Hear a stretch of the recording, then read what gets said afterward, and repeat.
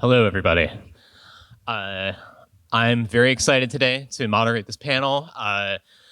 From Sand Hill Road to Pennsylvania Avenue, my name is Frederick Robertson. I'm the author of Politico's Digital Future Daily newsletter. I'm here with Chris Koopman of the Abundance Institute, Frederick of the Heritage Foundation, and Adam Kovacevich of the Chamber of Progress. So let's just get right to it. I want to talk broadly and a little bit specifically. We have such a great sort of ideological spectrum of thinkers seated next to me right now. So I want to just ask you about some of the biggest tech policy challenges today and how you each I want to get your prism on them and hopefully cause some kind of physics problems with the light refracting onto and around and through each other. Yes, I'm aware there are actual scientists in the audience. Feel free to corral me and correct me about how that works later. So let's start by talking about, I want to talk about SB 1047. This is not, I have not been following the exact nuts and bolts of the technological side of this bill, but working at Politico, it's not frequently super relevant to many of our readers, frankly. But I am very interested in it as a question of political economy. And I'm sure all three of you have engaged with this to some extent, and I'm really interested in hearing each of your thoughts on what the kind of lessons are for people in the tech policy space from how this has shaken out as we wait in suspense for Governor Gavin Newsom of the great state of California to decide what he is to do with the bill. You want to get started, Chris? Oh, sure. I can go first. I think maybe I'll make three quick points and then we can move on to the other two. The first is while California has gotten most of the attention, this is just a footnote on this, while California has gotten most of the attention, there's something like 730 AI bills that have been introduced in legislatures across the country. Now, obviously, California is the biggest. SB 1047 was the most aggressive, egregious, however you want to describe it. But I do think it's important to keep in mind that this is just the beginning of a pretty wild time in state policy around tech and specifically around AI. The second piece to this is I would say, I think as advocates for the technology, I don't think those folks did enough to get ahead of the conversation. Not just in Sacramento in the last 6 months, but out there in the popular conversation in the last 2 years. I think they were playing a lot of catch up to the PDoom 100 crowd, right? The folks that were the most concerned. They were just sort of dismissed for quite some time until this pops up, and now they're playing wild catch up. So I do think specifically for this crowd, a lesson to learn for the next one is we've got to be far more proactive in shaping and helping shape the narrative, not just within our own community, but the broader policy community outside of AI, because there are a lot of tech policy decisions that will be made by people that aren't involved in tech policy at all. I think much of the conversation in California would have been changed if that conversation would have occurred 2 years ago and not in February, March, April.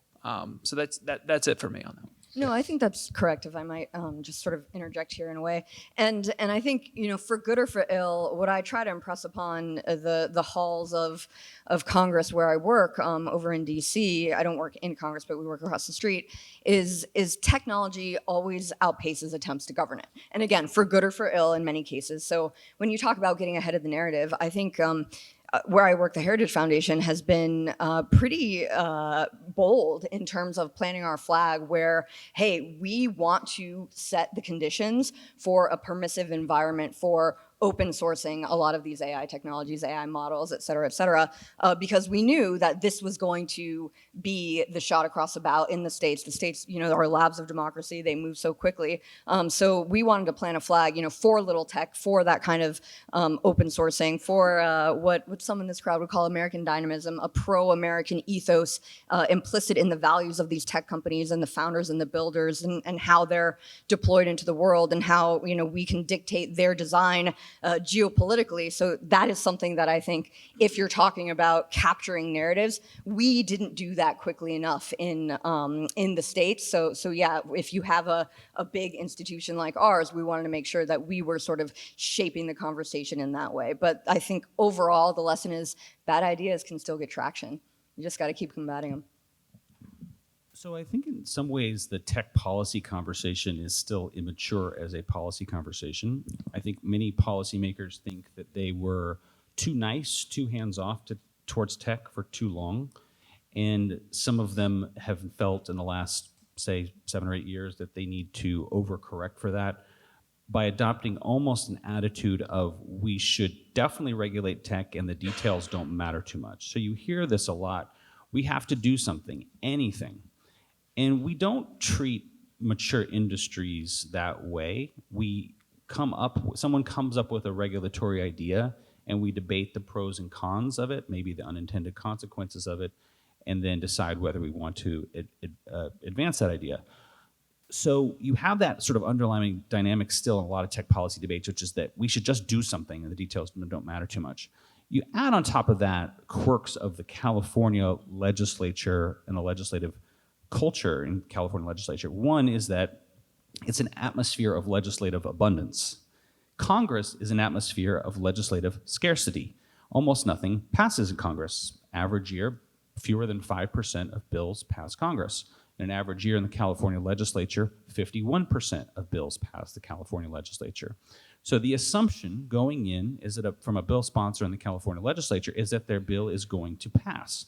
And the culture is somewhat passive-aggressive. There is not a culture, because it's a Democratic supermajority, there's not a culture of Democrats criticizing each other's bills. It's just the opposite. If they kill each other's bills or amend them, it's done very quietly and somewhat passive-aggressively.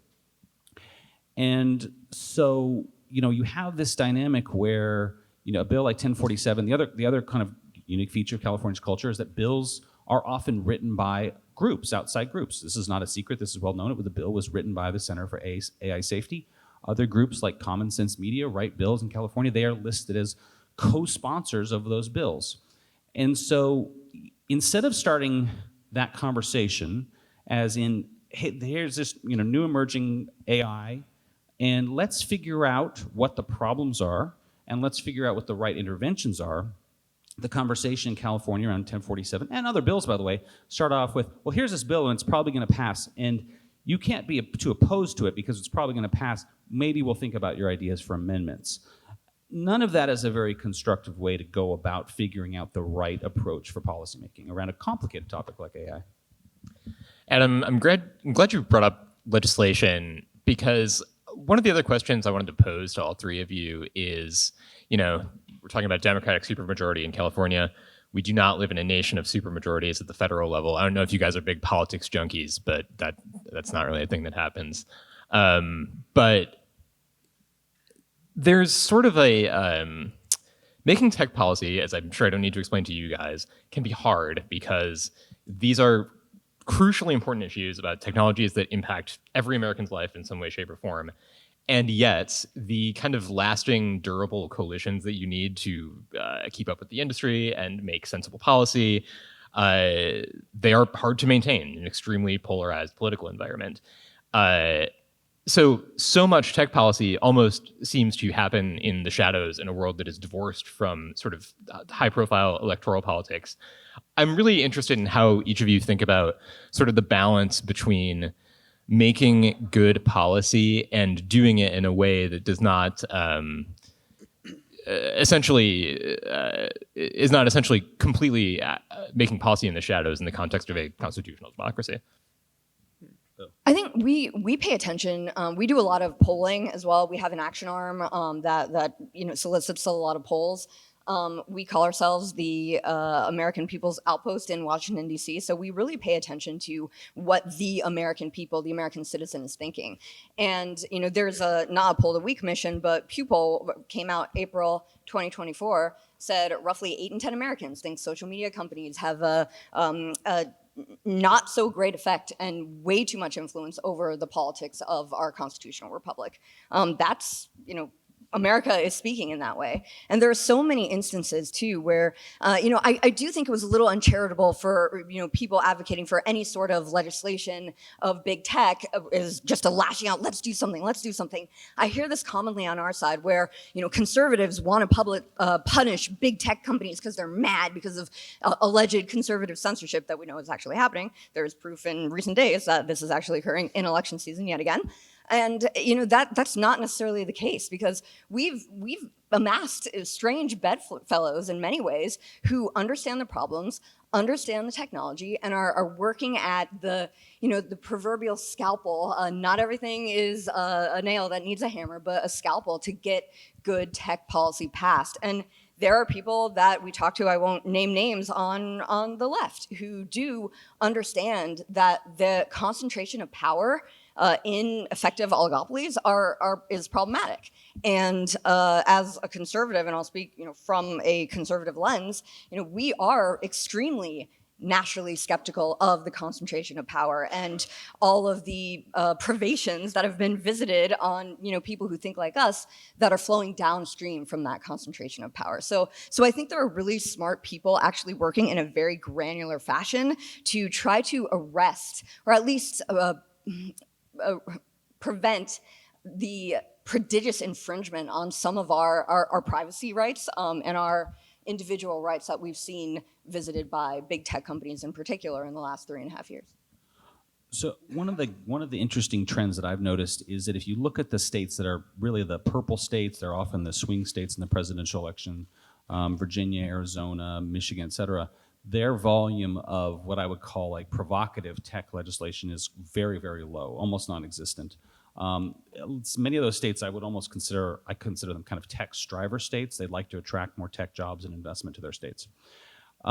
You probably see the highest volume of legislation, tech-related legislation, coming from Republican supermajority and Democratic supermajority states in terms of state legislatures. Republican states, for example, have done things like the Florida and Texas laws that eventually went to the Supreme Court, restricting content moderation that were overturned. This year, there's been a lot of activity in red states around age verifications, some of that related to pornography. In Democratic states, you've seen quite a lot of movement around things like what's called age-appropriate design codes. So California also did that, and that's also been enjoined. And again, more on AI, Colorado, Connecticut, et cetera. So the highest amount of activity is in the states with the supermajorities, whereas the purple states, I think, there seems to be more of a, I don't know, perhaps unstated consensus of, our view on tech is we kind of want more of it. Yeah, I think a couple pieces just to add to this, back to your original question about sort of the lack of movement in the legislation, right? In our sort of traditional, more democratic processes have driven policy into the shadows, or to sort of less democratic measures in government. I will add, I think we've heard, Chairwoman Lena Khan's name brought up several times today. I would venture a guess, if you were to go back 20 years to a conversation among founders, technologists, whatever, in any industry, and ask them who the chairman of the FTC was, they would not know, right? I think most Americans wouldn't know who the chairman of the FTC is, but it's become an extremely important role, in particular because this is pretty much the most successful avenue by which tech policy has evolved at the federal level. The lack of legislation, it's moved to the administrative state. That is a very real problem, first. And second, I would just stack on top of this, the Biden executive order around AI is the perfect example of where this stacks on top of itself. Just a couple of things, and maybe we'll talk more about the EO at some point, but just to let folks in the room know just how strange maybe the Biden EO around AI was compared to other executive orders is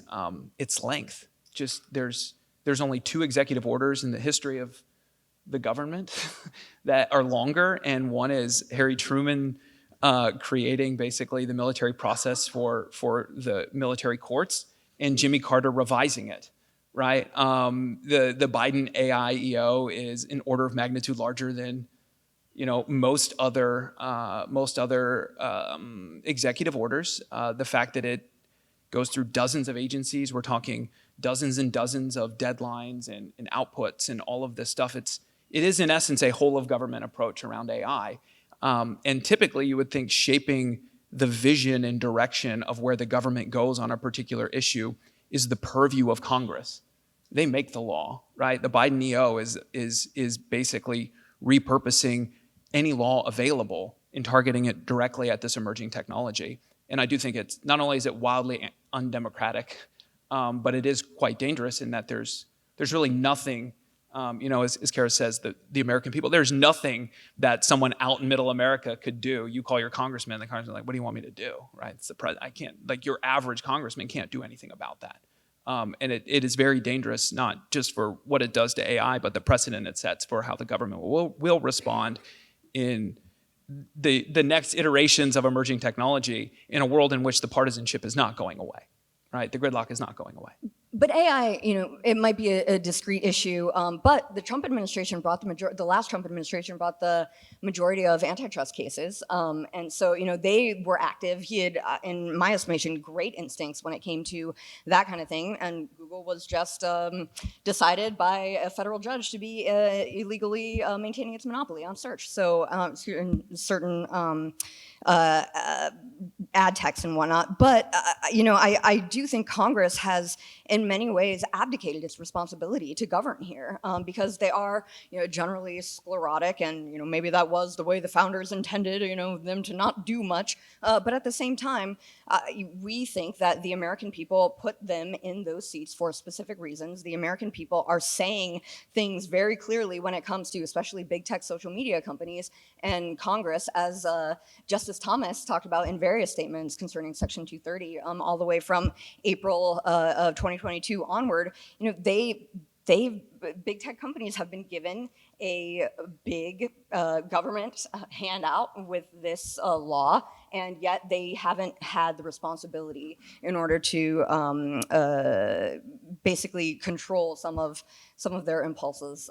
And Congress is not doing anything, so maybe the Supreme Court might have to take it up, which was one of his statements in the spring a few years ago. So I think there are, nothing is too enervated. There is energy in a lot of the branches, but Congress, in my viewpoint, does have a mandate to act, and they haven't seized upon it yet for a variety of reasons. I'm reminded of something I think, Chris, you said to me before the panel, which is that there is no founder mode for government. You cannot really. This is just not, this is a question of political philosophy, maybe, that's beyond the bounds of this panel, like whether that's a good or a bad thing. But it's not the way it works in America. To me, it's fascinating how this idea interacts with AI in particular, because you have any number of policy examples from any number of fields where the field is moving very quickly. People in Congress say, we need to act swiftly to keep up with this rapidly evolving technology. And then they do it or they don't. Usually they don't. But things just proceed as normal. With AI, you have this dynamic playing out within an industry where a large chunk of the most vocal participants in this industry are saying, we are moving too fast for you to legislate. Like, our technology is accelerating at an out of control pace, and you should act right now. Like, why, how and where do the incentives for a industry to sort of bring regulation on itself appear, and how is AI unique from other fields where this has happened? Well, one of the things I've noticed is that I think in the last probably 2-3 years, more and more new companies, particularly CEOs, when they've come to Washington, they've adopted a kind of a new talking point, which is, we welcome regulation. And I think in some ways they're responding to maybe a perception that big tech companies have just been identified as fighting regulation, and they think that they can sort of get on a good first foot by saying they welcome regulation. The problem with this is that then particular regulations then start getting proposed, and many of those regulations are not great. And I think this is what one of the dynamics around the California bill, the Senator Wiener bill, which is that once the gulf between companies saying, well, we welcome regulation, and what the regulation would actually do. So I think that And no one, literally no policymaker, federal, state, whatever, is sitting around thinking, God, I can't wait to introduce that bill that the companies want me to introduce. Let's just not, that's not what they're there to do, right? So I think Occam's razor applies here, and there's a very simple explanation, and that is regulatory capture benefits entrenched incumbents. It's very clear if you're going to have onerous licensing or certification regulations, then you are going to benefit what I would assess are already the natural advantages to that big tech companies maintain with the high volume and variety of data when it comes to AI, compute processing. They have that already, and it's the new entrants, it's these young innovators, it's these competitors who would stand to be most penalized by these, certification or licensing practices, and big tech companies invite them because it's a hedge against those upstarts that could potentially, quote unquote, disrupt them. Yeah, Chris, I see you raring to respond. I'm not raring to respond, but I would just challenge the sort of the big tech, little tech paradigm, and I just bear with me for 1 second. So I think some of the most vocal advocates for these policies aren't the big tech companies, right? I think you look at who's been the most vocal in coming out actively supporting 1047, for example. It was not the big entrenched tech companies. It was like your medium tech, or like some subset of little tech is like, well, it actually benefits my business model, and it may not entrench my current market share, but it may create a moat that gives me more ability to become big tech, right? So I do think there's this paradigm here we've set up around tech policy that it's like, on the one hand, where they're like perfectly identifiable, and I think it's really, really hard to identify who's little tech, right? Like, are we talking about age? Are we talking about size? Are we talking about employees? Are we talking about market cap? Are we talking about market share? Like, what defines a little tech company? I think, I'm not picking on the people who have coined the phrase, but I think little tech from a VC perspective is like the companies I've just invested in and haven't yet exited. Other than that, there doesn't really seem to be like a defining characteristic. So saying that like big tech is creating moats and little tech is suffering, it's like some aspect of capture is happening. And it doesn't necessarily have to be the big tech companies. It's just the ones who are the most persuasive. Maybe they've captured their narrative at the right time. They've got the right they've got the right connections with the right legislators, and so they get the invitations to the right meetings. I do think that is as much of a pervasive problem, that aspect of how policymaking is made, than large cap tech companies versus pre-revenue, pre-seed, right? Like that to me is just not the paradigm that's shaping public policy in a way that I think it fits well in sort of like a popular narrative, but that's just not, I think, how the reality is playing out. I would disagree. I think it's still nascent at this point. I think 1047 is probably the aberration as you describe it. That's not how I would, that's not the assessment that I would make when it comes to it. And especially if you're talking about potential federal legislation, I mean, I think the big tech, little tech paradigm is very much in existence. And I think a lot of people in this room have helped sort of build that narrative, and I think it's an accurate one. Kara, I wanted to ask you in particular about something I write about a lot in my newsletter, is the sort of overall macro trends in political thinking on the right that, many of the thinkers in this room have contributed very considerably to. I'm fascinated by the prospect of, this upcoming election is essentially a coin flip at this point. You could have a White House where the vice president is a Republican who has worked with Democrats like in a very assiduous way to pursue antitrust in a way that we haven't seen in a century, an issue I know is near and dear to your heart. Obviously, we live in a very complex political economy when it comes to this issue. How do you see sort of what is the avenue in your mind as like a policy evangelist for a Trump White House with all the cross pressures that it might face actually pursuing your preferred antitrust policy? Yeah, I think to talk about instincts again, I think J.D. Vance's instincts, policy instincts, are extremely good when it comes to this.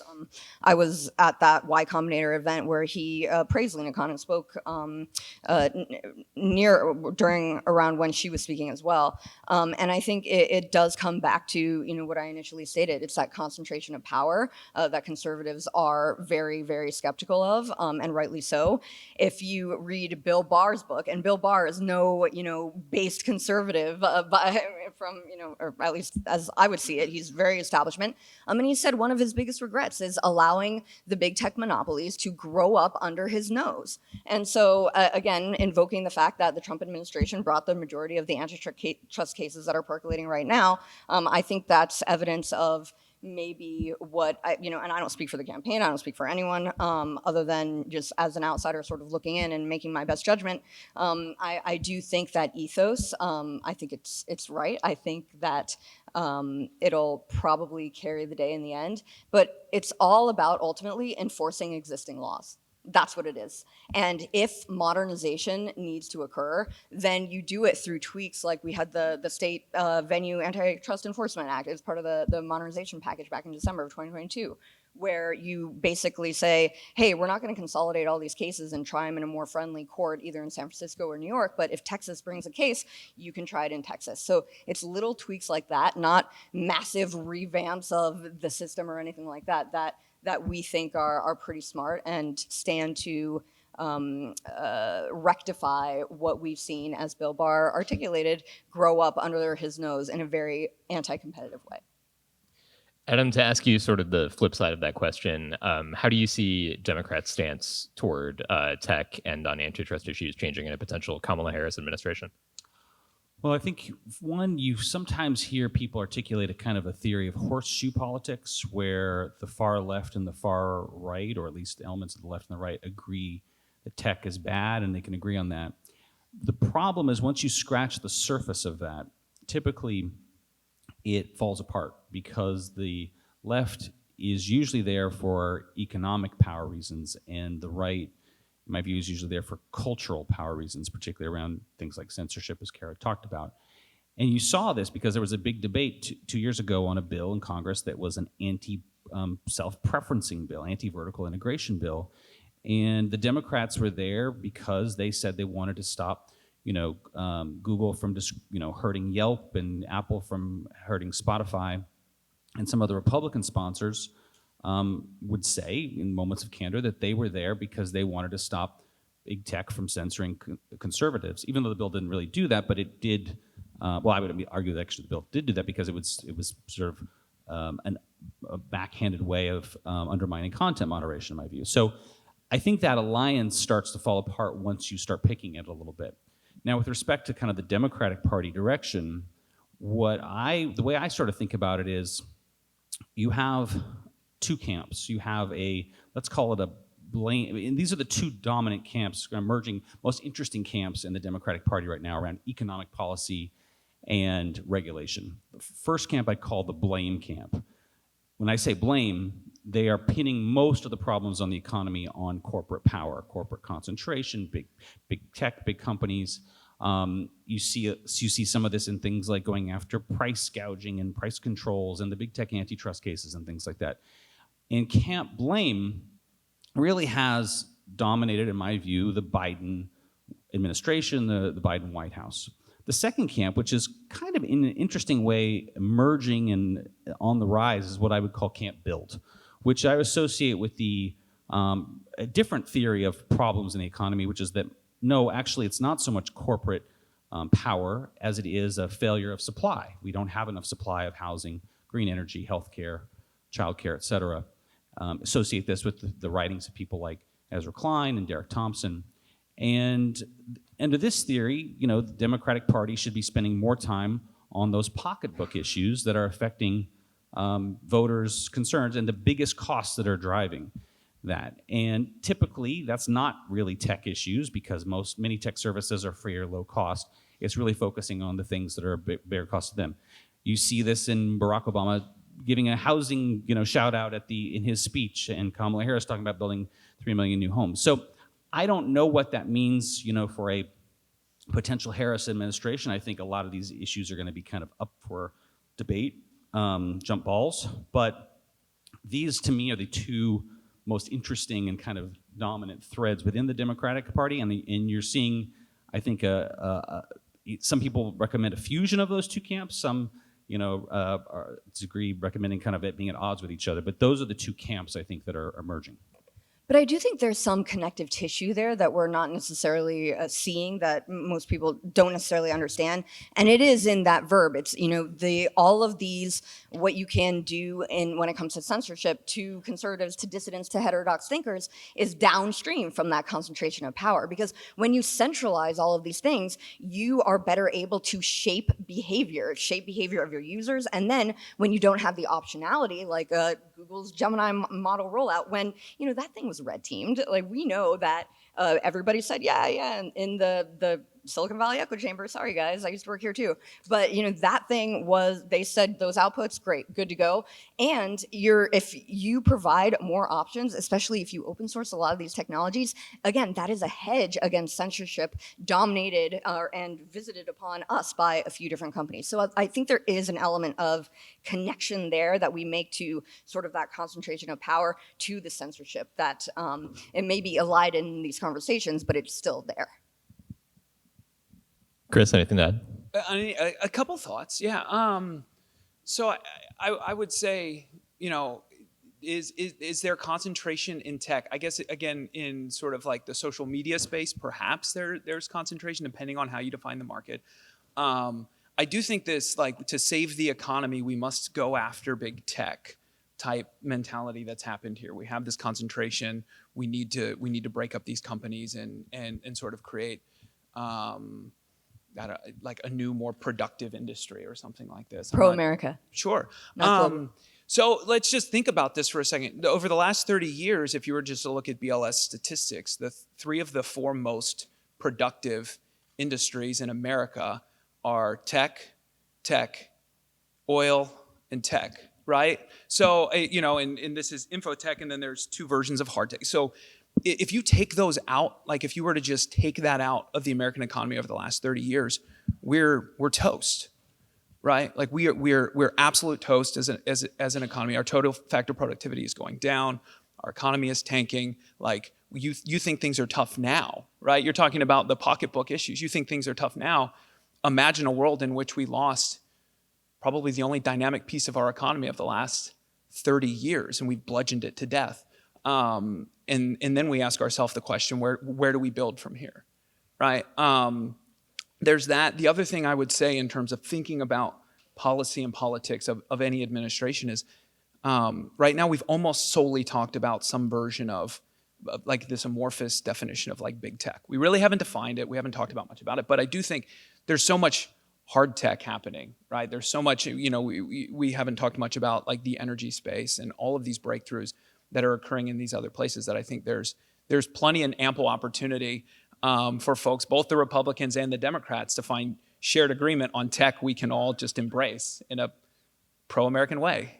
Like there's a ton we can do. I think nuclear is having its moment, right? And I think we should embrace it. I'm glad you opened this up beyond software, because as we get toward like the end of the panel, one of the another major topic I wanted to introduce is sort of the climate as opposed to the weather of these conversations we're having, which is geopolitical competition with China. Something I think about a lot is the extent to which the United States and China have just utterly like unimaginably different approaches to the technology sector and to state capacity. I'm really interested in hearing each of your unique perspectives on sort of what the pros and the cons are for the American approach thus far compared to what China is doing, and whether you think they have an edge over us in any way. All right, I'll talk again. Okay, so I was thinking as you were talking about, creating some sort of articulation of big tech and little tech, and the way I would look at it right now is when you have, according to a report by The Information in 2016, Apple entering into a $275 billion agreement with the Chinese Communist Party to increase their economic and technological prowess. that is a problem. When you have AWS hosting centers, multiple centers in China to work on technological exchanges, that is a problem. As General Dunford, when he was a CJCS at the time, corrected himself in 2017, I believe it was before Congress, and he said, any work that Google is doing in China is an indirect contribution to the PLA. And then he said, no, it is a direct contribution to the PLA.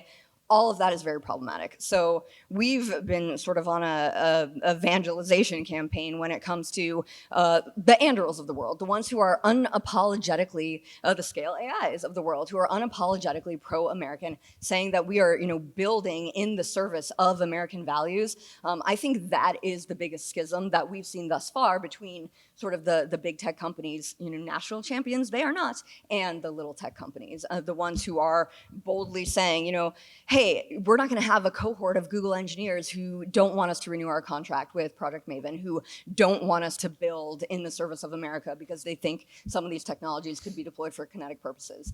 And I especially when it comes to AI, again, all of that, I think open sourcing, that permissive environment is huge. It's not going to be an Achilles heel because I think Josh is in here, but he's talked about we don't protect our AI IP as if it's a national security secret. There are, frankly, espionage cases, I'll call them, in the halls of these companies every single day. So I think by open sourcing a lot of these things, that's going to be our competitive advantage when we dictate the design of products that are imbued with our values as a bulwark and a counterweight to, say, the core socialist values that are built into the Chinese LLMs. So earlier I said within the Democratic Party, I think there's a blame camp, there's a build camp, but I would almost say there's also a third camp. It's probably a little smaller, called the beat camp, which I say beat China. And I want to beat China. I want us to have, I want us to be the world leader. But it's very interesting in which policymakers are not seeing the ways in which that stated goal collides with other goals. So, for example, San Francisco is, along with Phoenix, one of the 2 leading cities in the country for autonomous vehicles with Waymo. They're wonderful. They're amazing. But as wonderful and amazing as they are here, there are a lot more autonomous vehicles on the streets in China because governments there have acted more quickly to unleash them than city and state governments have here. And that's a problem. But no one, at no level of government does somebody say, well, that's a problem. We want to win on autonomous vehicles, so we should unleash that. That's more of a national policy conversation, whereas allowing autonomous vehicles becomes a city and state policy decision. Another one, big one from this week is NVIDIA. The Department of Justice is investigating NVIDIA for a potential antitrust suit. NVIDIA, in my view, is a national champion company. We should want NVIDIA to succeed. That doesn't mean that they're above the law, just to be clear about that. But there's not really any layer of government that's sort of trying to reconcile these goals with each other. Yeah, I would also add, I think it's now safe to say NVIDIA is big tech, right? NVIDIA wasn't big tech 6 months ago. They've been subpoenaed by the DOJ. They're now big tech, right? Like that's sort of the breakdown we have here. Can I give an Alex Wang quote then? Sure, yeah. No, I'm just kidding. No, you can go ahead and say it, but like this is the fact of the matter is, like, 12 months ago, no one was talking about NVIDIA. 2 years ago, no one was talking about NVIDIA. I think the average person in America only knew about NVIDIA when they opened up their new Dell computer and there was an NVIDIA sticker on it. That's probably most exposure that everyone in America had to NVIDIA. This is blatant gamer erasure. Sorry. But now they've reached big tech status, right? Now, whether or not it's obvious, like, I thought we wanted chip manufacturing in the U.S. Like, I thought we wanted to build a domestic chip industry, and now we're finally doing it. And then the DOJ says, "Well, not that way," right? That seems to be like policy priorities in conflict with one another. When you're sending a signal to industry, go be the best, and then you go very quickly. You just kind of happen to be ready-made for the moment, and they're like, "But not that way." So there's that. Your original question is like, what does China do better? What do we do better? I think China builds better than us, obvious. I mean, China's not worried about risk in the same way we are, right? China does not have environmental concerns like we do. That might not necessarily be better on all margins, but they certainly build faster than us, and they're building infrastructure faster than us. They're building energy infrastructure faster than us, and we can't do it. I would say to things that we're we're better at is we're allowing our domestic companies to grow, thrive. There's great competition in the United States, regardless of what others may think about it. And to this point of China and U.S. and the tech companies interacting, like, there's a reason why. There's a lot of concern, rightly, wrongly, inaccurately, accurately. There's a lot of concern about TikTok's influence in the United States.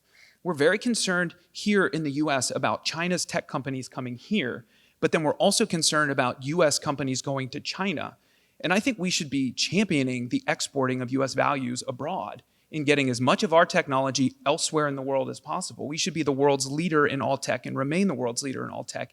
And we cannot do that if we build a digital Great Wall and say, only in the U.S. And you can't do business with this country, and you can't. They're exporting U.S. values, like, right?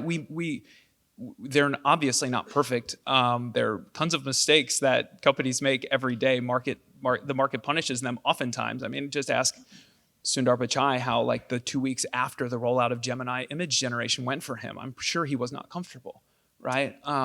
So I mean, there are checks even domestically on what the companies are doing. The fact that most of the companies and the most egregious things that they've done in China, they've pulled out, they've stopped as soon as people knew about it.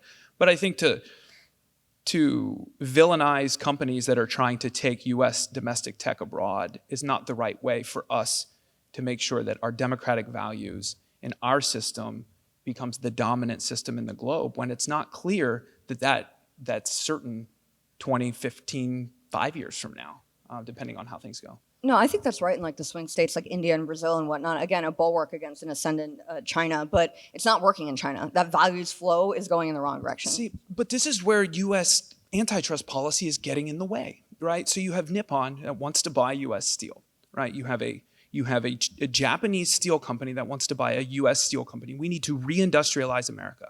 Like, we need steel manufacturing in America. People are talking about bringing back supply chains. The world's largest steel producer is in China, right? It is China. So for us right now, we're in a situation where the third largest steel manufacturer is going to come and support the 27th largest steel manufacturer in Pittsburgh. They've said they're going to keep the jobs. They're going to build it in Pittsburgh. They're going to invest in Pittsburgh. And you have both the Trump campaign and the Harris campaign coming out against it, the Biden administration coming out against it. That is not going to do us any favors in winning against China by kneecapping our ability to work closely with economic partners to strengthen the global economy and get us where we want to go. That's where these things stack on top of each other, and we're building and creating a tool in antitrust to go after big tech. But it doesn't stop there. It goes everywhere else in the economy. And just like the concerns about AI, right? Like, once you build it and send it out in the wild and it self-replicates, what does it do? I mean, this is what the FTC is doing, and there's many FTCs across the country, and it's just going to continue to replicate and slow everything down and kneecap all of our most dynamic pieces of our economy until we just look at ourselves and say, what the hell happened? All right, everybody. It's time to get much less nuanced than all this. I am now going to ask you a series of lightning round questions. The way this is going to work is I'm going to present you with an extremely simple binary, and you choose one side of it, just going on down the line. So let's start with this. First of all, California or Texas? Texas. Texas. I'd probably choose Texas too. I thought at least one person would go for the cheap hometown points. That's interesting. Mac or PC? Mac.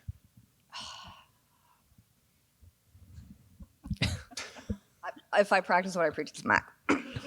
Mac. Kara, I'm with you on that. I always want to think of myself as a PC person, but I am using my MacBook for pretty much everything. Cloud or local? Cloud. Local. Cloud. All right. Uber or Lyft? Uber. Uber, OG. Both. I'll allow it.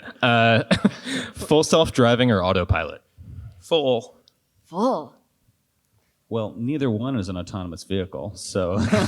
Are we going to do the tiers? That was a very, very fun moment when I got to unfold that chart for the first time. Hegel or Kant? It's been too long since college philosophy class. I'll go. I have to pick one. I'll go Kant. I named my daughter Emmanuel, so it has to be Kant. That's outstanding. All right, let's go. I really, it's been too long since. All right, fair enough.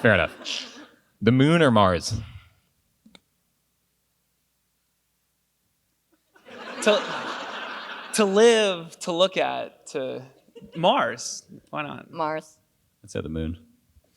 Closed or open source? Open. Open. Both, but I feel like I've done a lot of Weasley. You gotta pick one. Oh, we're strapped for time, so the brevity is great. Last one: Twitter or X? X. Yeah, X. Twitter, definitely. Thank you very much, everybody. Thank you to our wonderful panelists here.